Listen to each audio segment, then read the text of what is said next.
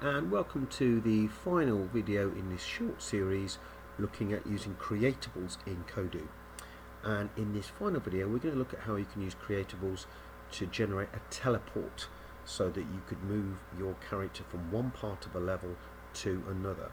So you could have an inaccessible area of a level like I've actually got here in my example game,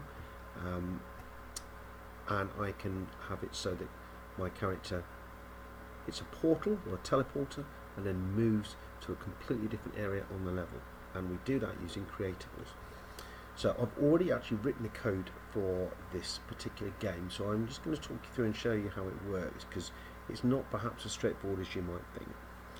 The first thing that we need to do is make our player character, in this case Kodu, a creatable. You can see he's a creatable because of the glow, and because he's a creatable, he won't appear straight away at the beginning of our game. Something has to generate him. He can't generate himself. So for that reason, what I've done is I've created a rock, I've turned it invisible, and I've used it as a spawn point. You will have seen that hopefully in the previous video. If you haven't seen that one yet, I would go back and have a look at that. So you can see I've got an invisible object here, which is the rock. And when I open up the code for the rock, you can see actually I've used scoring. Now this is what I've done. At the beginning of the game, I've set score. So at the beginning of the game, I've checked to see if score has no points, if it's 0, and if it is at 0, I've created Kodu. So really I'm using score as a control, as a variable to decide where Kodu is going to appear. So it says if scored is 0, create Kodu once. It's important that you only do it once, because otherwise you'll end up with hundreds of Kodus and the game will become too full very quickly. So what I then do, once it's created Kodu, it switches the score to 1. So that means obviously now it won't need to run that code anymore, because the score will be 1 at this point. So Kodu will then appear. So I'll show you what that does. So you can see at the beginning of the level, Kodu just appears at the spawn point. So the next thing I need to do is actually have it so that when Kodu touches the portal, I'm using this as my portal or teleport, he moves over to there. So there's 2 sets of code I need to write. The first bit of code I've written is on Kodu himself.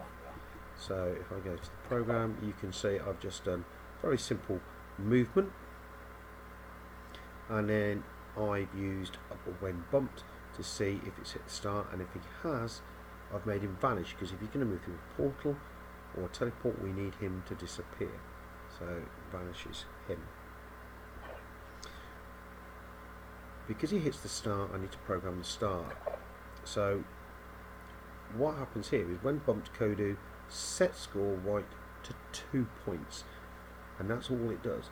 So you're going to see why I've set score to 2 points in a minute.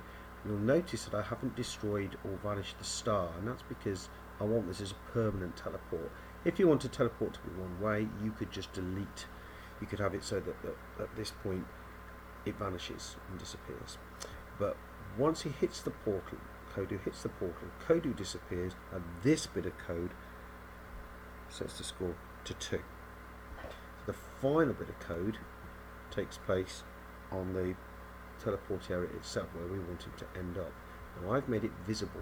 I could easily have made this invisible, but this is where I want him to appear. So I'm going to put program, and when white is 2 points, create Kodu once.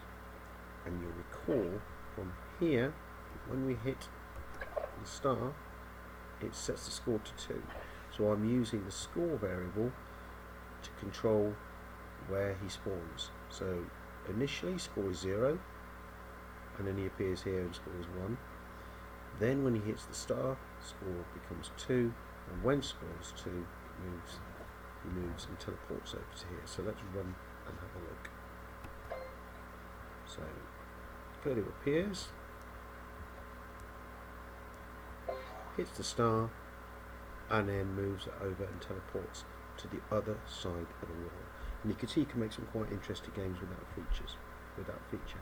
So why not go back, have a look at the code again if you need to. Make sure you set the right variables up to have the right values, because otherwise you might have multiple Kodus spawning or Kodu not spawning at all, and have fun using teleports in your games.